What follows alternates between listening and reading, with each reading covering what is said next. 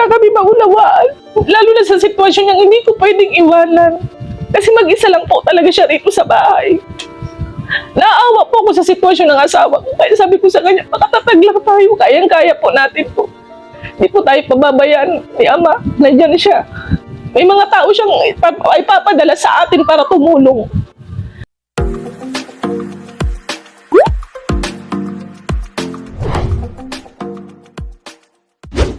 Isang mapagpalang araw mga kalingap, mga kababayan, at ayan, mayroon tayong pupuntahan dito na isang pamilya, no? At nakarating sa atin ito sa pamamagitan ni Willie Vlogs. Ayan, nagpapasalamat tayo. Unang-una, Kuya Bal Santos Matubang, Atena Vlogs, Kalingap Rab. Alamin po natin mga kalingap, mga kababayan, kung ano ang kwento sa kanila. Let's go. So, dito tayo. Puntahan natin, mga kalingap, mga kababayan.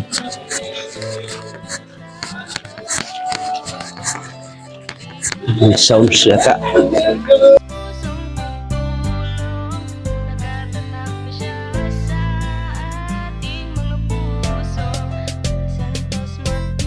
Isang taong naniniwalang na maski na kailangan natin ng pagmamahal. Tunay na walang katulad, nag-iisang Kuya Bal. Marami pa natutulungan at habang tumatagal, lumalawak ang paglingap, biyayan dala-dala. At hindi na mawawala, ikaw lang ang nag-iisa. Kuya Bal, walang katumbasan.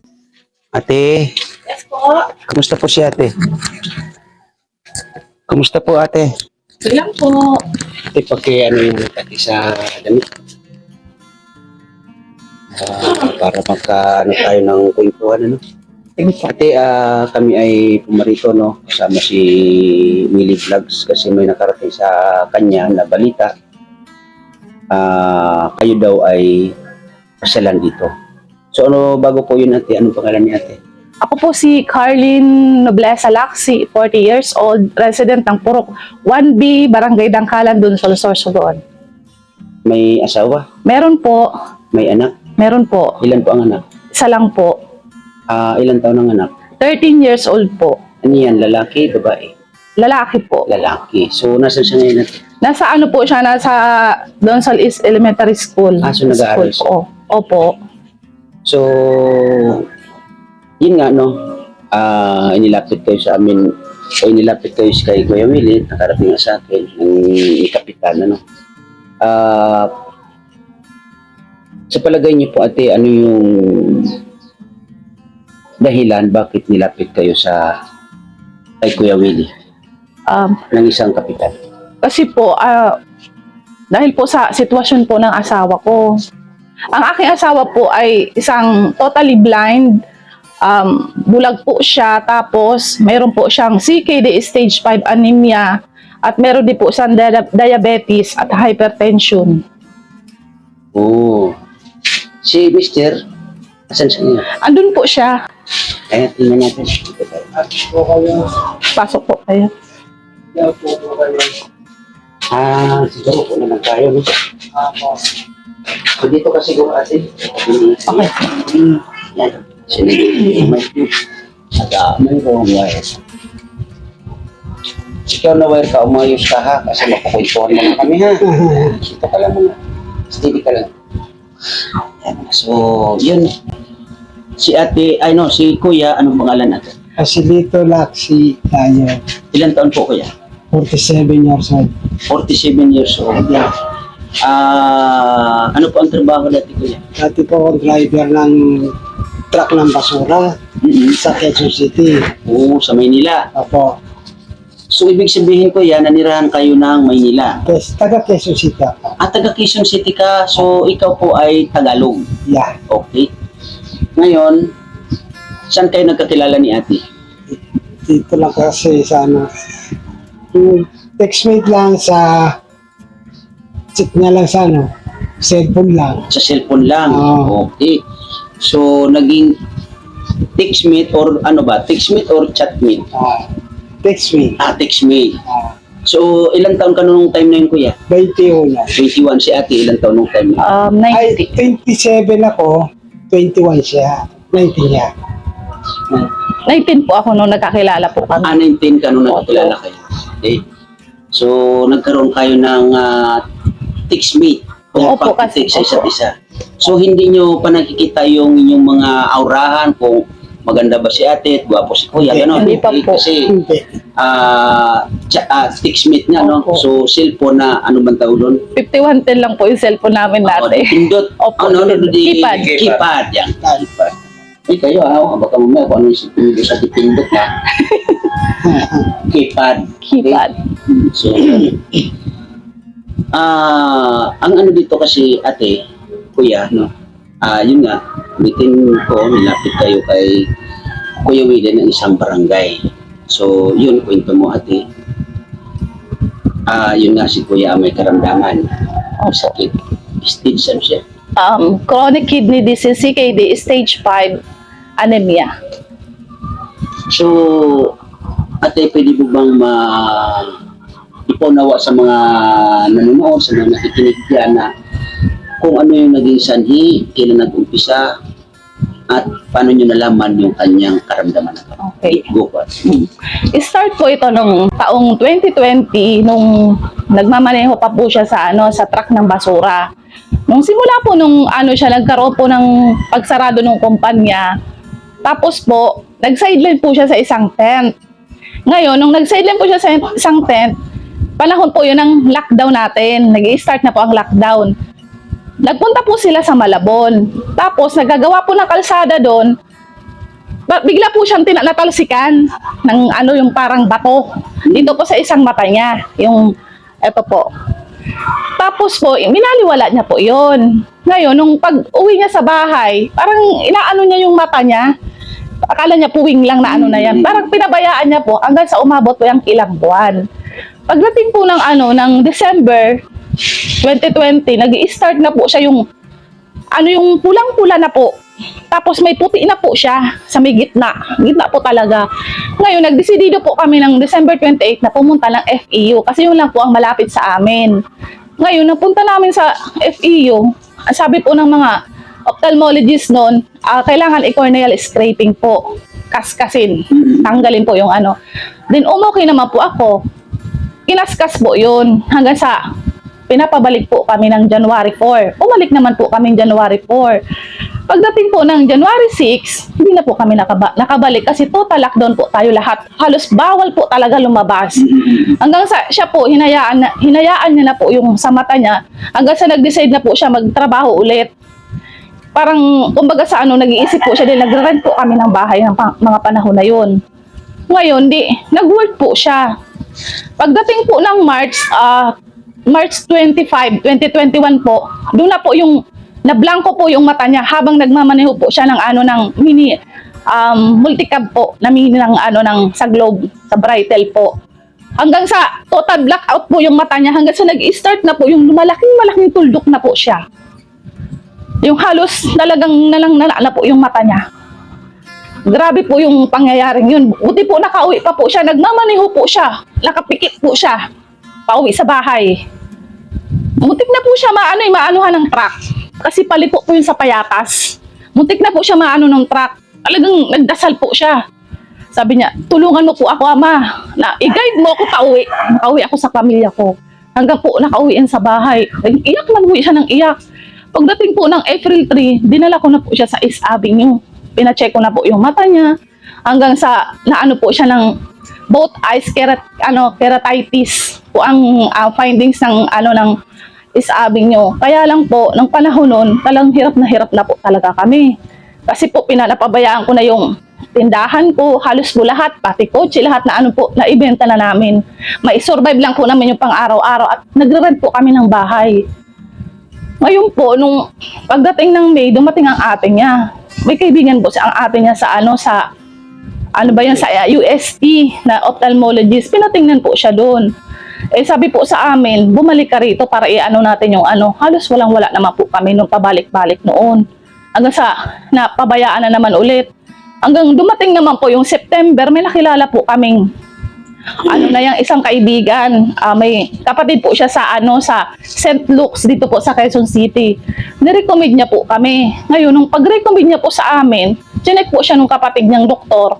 Hanggang sa po kami sa charity ng ng St. Luke's. Hanggang sa tuloy-tuloy na po kami doon nagpapagamot.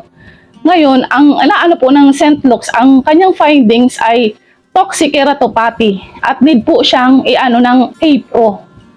APRO po na manggagaling pa po sa ibang bansa at iba po yung cornea na manggagaling sa PGH.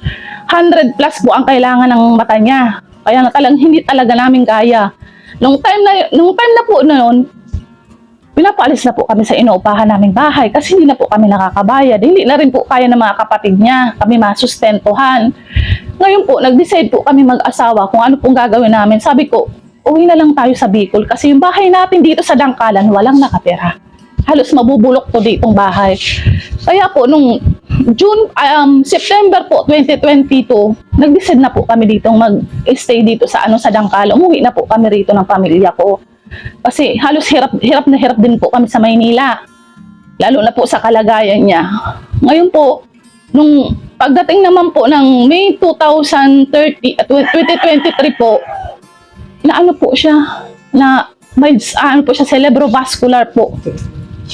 Na-stroke po siya. Na-stroke. Opo, hindi po siya makalakad dito, hindi siya makakalakad ng ano na yan.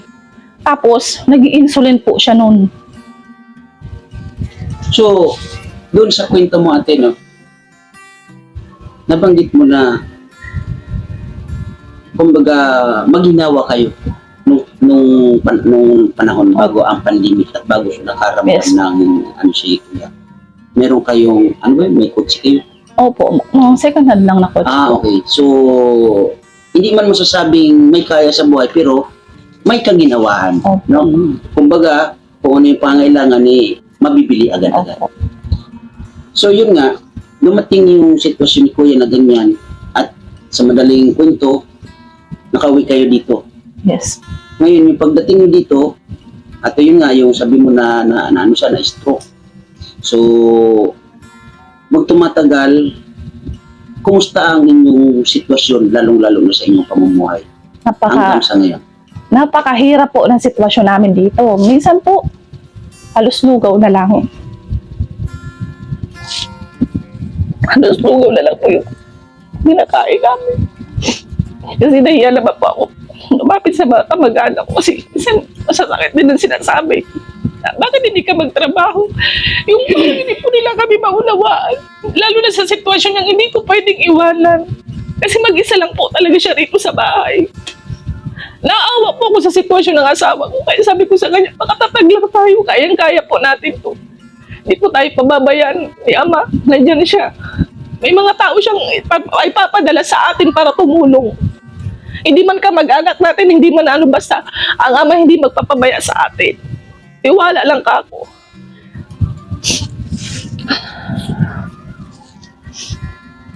Hanggang po sa ngayon dumating po yung September 23 ngayong taon. Na-diagnose po siya ng CKD. Isa po siyang chronic kidney disease stage 5 anemia na kinakailangan ng dialysis 2 times a week. Napakahirap po ng sitwasyon, lalo na ang sitwasyon niya po bulag, stroke, mas may CKD, may diabetes pa po siya. Hindi pwedeng hindi siya po ida-dialysis kasi yung po ang mag-aano ng magdudugtong sa buhay niya. Kasi pag hindi siya na-dialysis, yan po yung hirap na hirap siya uminga. Tapos hindi siya nakakatulog. Napakahirap po ang sitwasyon niya. So, ibig sabihin ate, ito si Kuya, nagda-dialysis ng 2 times a week. A week po. Oh my God. So, saan kayo kumukuha ng financial para sa panggastos sa kayo? May isa po akong kaibigan. mention na lang po. Siya po yung talagang tumutulong sa amin para makaano po sa Sorsogon. Gamit ng tricycle. So, ano yan? Lahat ng mga gastusin ni Kuya pangailangan, sinasagot ng kaibigan. Or mayroon lang part doon na sinasagot lang ng kaibigan mo, kayo sagot. Kasi pag mayroong po siya, sinasagot niya po lahat. Pag minsan naman po, yung isang pinsan ko yun na nagbibigay sa akin. Minsan yung kapatid niya, pero bihira lang yung kapatid niya. Dahil po sila. Yun nga, sabi niyo no, yung para kay kuya, may sumasagot kahit pa paano, pero kapos pa rin. Yes po. Ikaw at ate, ano yung, kumbaga, pwede mong trabaho or magawa or ginagawa para kahit paano makatulong sa ano ni kuya? Namasukan po ako dito sa may katabi lang namin na caretaker. Kahit mababa lang po yung sahod.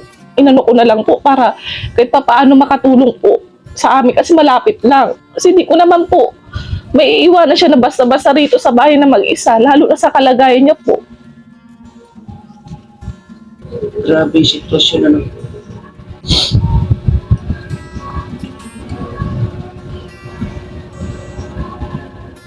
Yung sa pang-araw-araw ninyo, pagkain, saan kayo kumukuha ninyo?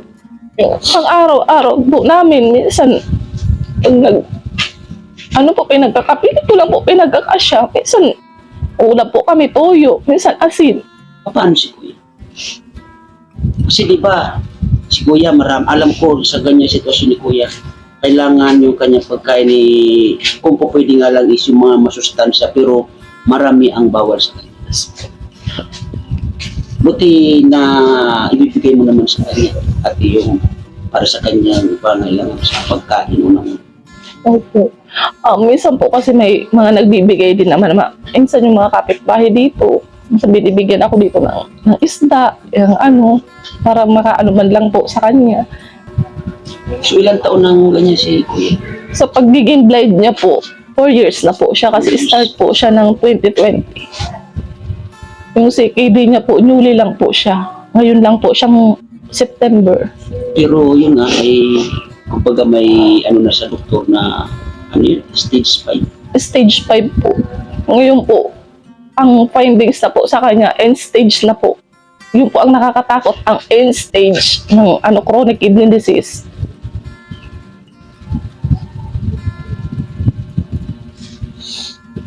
So itong anak ninyo, kasi nag-iisa, kumusta naman yung kanyang pag-aaral? Okay naman po siya.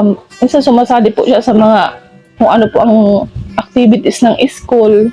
Tapos nag-ano po siya, nag-DLC po siya sa drum and lyre po siya. Minsan alam mo po, ang anak ko naglalakad lang papuntang school. O, ang layo nito ate Opo. Naglalakad siya, nagtsatsaga Pag maglakad. wala po talaga kaming pera, naglalakad po siya, balikan po yan. Minsan awang-awa na po ako sa kanya. So yung, siyempre, magbabaon yung pagkain. Ano ba Hindi yung po pasok niya? Ano ba? Umaga't hapon. Umaga at hapon. So, paano yung pagkain niya doon sa school? Minsan po nagbabaon yan. Minsan po nung grade 5 po yan. Nagbaon po yan. Ang ulam niya lang po asin.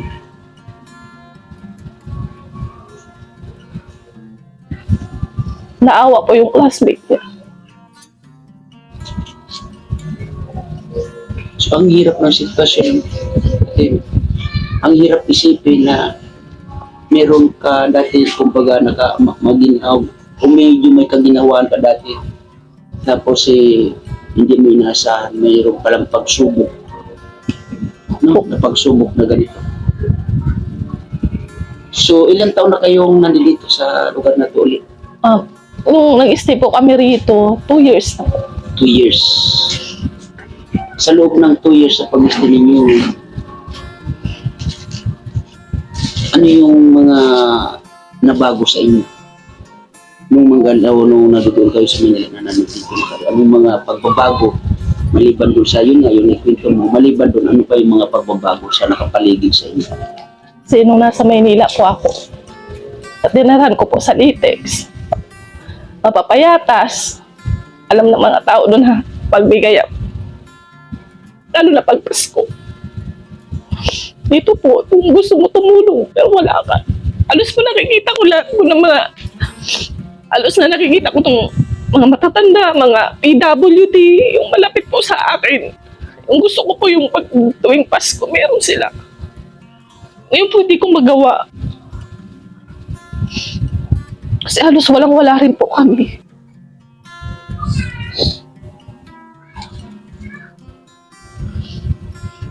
Na sitwasyon.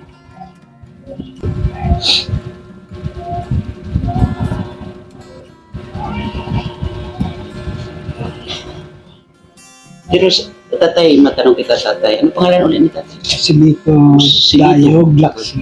Kuya Usilito, tatay Usilito, matanong din po. Tanong. Kasi sa totoo, pati kayo po yung tatanungin ko ng mga ganun, pero mas okay na po na si ate. Ano ulit pangalan niya? Carlin po. Carlin. Sa iyo po, tatay Usilito. Sa sitwasyon mo sa ngayon na ganyan, ano yung mga pumapasok sa isip? Nahihirapan po ako sa kalagayan ko. Eh, gusto ko na pong ma-opera ng kahit na isang mata ko. Yung makakita man lang ako na makatulong man lang ako sa pamilya ko. Kasi iisip ko yung asawa ko, halos lahat. Siya gumagalaw rito, hindi ako makagalaw rito. Umiiyak lang ako. Okay, iniisip ko yung ginagawa niya, siya lahat sumasalo na dapat nakakatulong ako. Pero wala akong magawa. Kasi sa isang padidili pamilya, tatay no dapat siya halos lahat ang gagalaw no. Pero sa sitwasyon mo ngayon, kahit ni katiting wala kang magawa. Ano tatay, ganito na lang. Para sa akin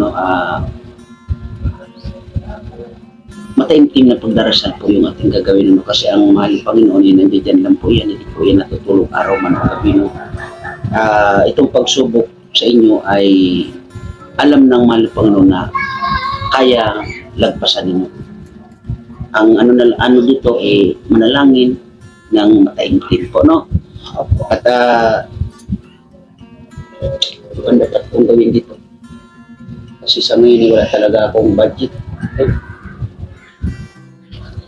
So, Ate Dio Roland, ihiram po muna ako dito ng konti dito sa natin dun sa kay Ate dun sa bahay na natin.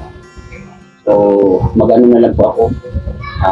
Pagbalik ko na lang po ng galing ng Manila siguro no. Yung kulang po doon o yung magagamit ko dito pupunan ko na lang po no.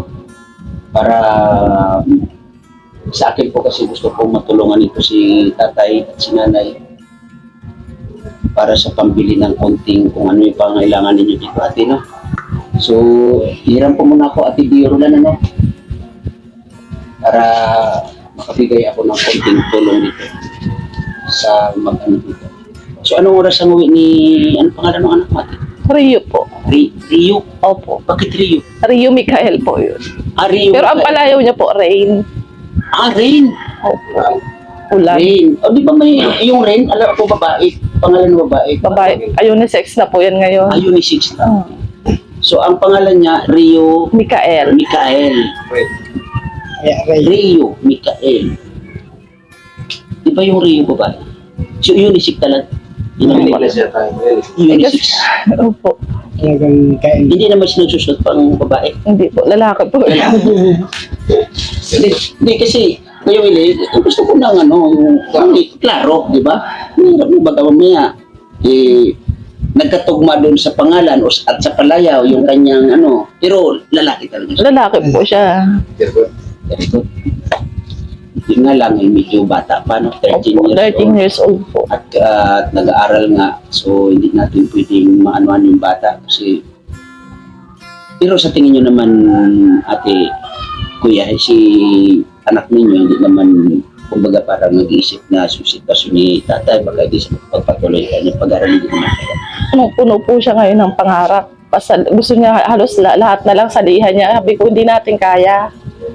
Oo. Gustong-gusto niya sumad, pero sabi ko, hindi natin kaya lalo na malayo ka sa school niyo. Kung ano lang yung nakaya mo na activities mo, yun na lang muna. So ano yung mga nagagawa niya ng mga talent? Ano yung tingin niyo mga nagagawa? Bukod po sa pagiging drummer niya, sumali po siya long and jump po yung run. Nung nakaraan lang po siya. Na, Opo. Tapos biglang tatalon. Opo. Aba, pang yun pang-international yun pang-international sports. Opo. Pang-international yun. So gano'n na lang Tatay Joselito at Nanay Carlin. Carlin. ako po ay magbibigay sa inyo ng konting halaga lang po, no? Pagpasensyahan niyo po to, no? Kasi ito po ay hihiramin ko rin, no?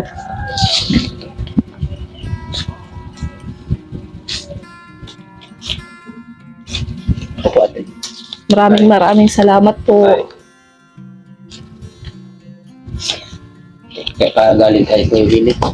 Maraming salamat po. Makakabili po kami ngayon ng ng pang-maintenance niya po. Ubos na po yung maintenance niya. Sakto kami lang yung Sakto-sakto tatay na Opo. ubos. ang biling gamot. So, yung mga gamot natin, ilang klase ng gamot ang tinitik ni tatay? Ano po siya ngayon? Parang siyam. Oo. Ang pinakamahirap po yung ipuwitin. Nung ine-inject sa kanya kasi nasa 1 plus po yun. 1 plus. Nasa 1 plus po yung, yung parang, yung pag nagda-dialysis siya. Pag nag-dialysis siya. Ano po. Kasasaksak. Tapos So, yun na lang po ate, no? At pagpasensyahan niyo po yung aking nakayanan, ano? Tatay, salamat po. ano na lang po tatay, no? Huwag niyo pong isipin yung sitwasyon ninyo, no? Ang isipin niyo po yung pagdarasal sa mahal na Panginoon at ito nga, nandito kayo sa harap ng kamera, no? Ay pwede po kayo manawagan, nanay. Tatay, no? Sige po. Malagan.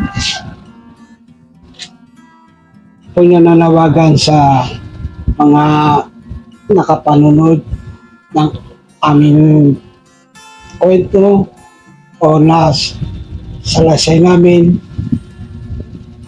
na sana matulungan niyo po kami na kahit na mapambili mo lang ng gamot o may maoperahan pa ang aking mata. Sa mga nanonood, salamat po ng marami. Kung sila man po nakakita sa akin at di ko man sila makita, sila na po kayo na po ang bahala na ano man ang itutulong niyo po sa akin. Salamat po ng marami. Sa lahat po ng nakakapanood ng vlog na to, humihingi po ako ng tulong para po sa asawa ko, lalo na po sa sitwasyon niya. Isa po siyang CKD stage 5 anemia ang patient na nangangailangan ng 2 times a week na dialysis. Sana po matulungan niyo po siya sa sitwasyon niya. Napakahirap po talaga ng sitwasyon niya. Isa po siyang totally blind at may diabetes pa po siya. Maraming salamat po. So yun mga kalingap, mga kababayan, ano, sa mga nakakapanood po dito sa aking premiere, no? Ito po sila. Ito po ay kumbaga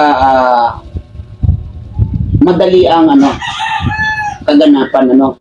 Kasi every time po na ako ay nagbo-vlog, inaalam ko po una yung sitwasyon, lalo-lalo sa kapaligiran, ano.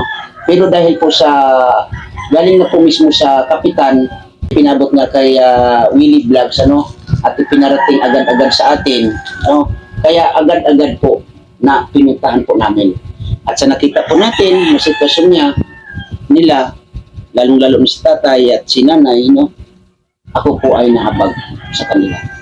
Kaya sa mga nandito po sa aking premiere, ulitin ko, no, maraming salamat po sa inyong suporta. Kaya mga kalingap, mga kababayan, lalong-lalo na po sa Team Kuroda, Ate Ano Kuroda, Miss Kisnil Channel, Kumari Official, Maricel Mustera, sa lahat po, no, nakakatulong din sa atin. Maraming salamat po sa inyong suporta.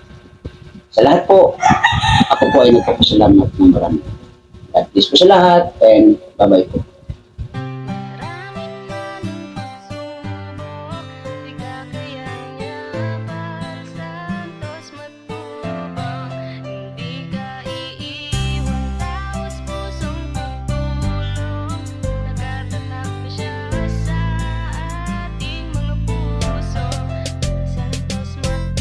Isang taong naniniwala na maski na kailangan natin ng pagmamahal, tunay na walang katulad, nag-iisang Kuya Bal. Marami pa natutulungan at habang tumatagal, lumalawak ang paglingap, biyayan dala-dala at hindi na mawawala. Ikaw lang ang nag-iisa, Kuya Bal, walang katumbas ang dinulot mong saya sa mga taong tinulungan mong hindi naging iba. Itinuring silang kapamilya kahit di mo kadugo, ginabayan, inalalayan mo sila ng totoo. Tunay na walang katulad, kaya ka pinagpapala. Sana ingatan mo pati ang kalusugan mo, ikaw ang liwanag sa dilim at sa kanila Kuya Bal na walang sawang tumutulong na may pag-usay. Di namin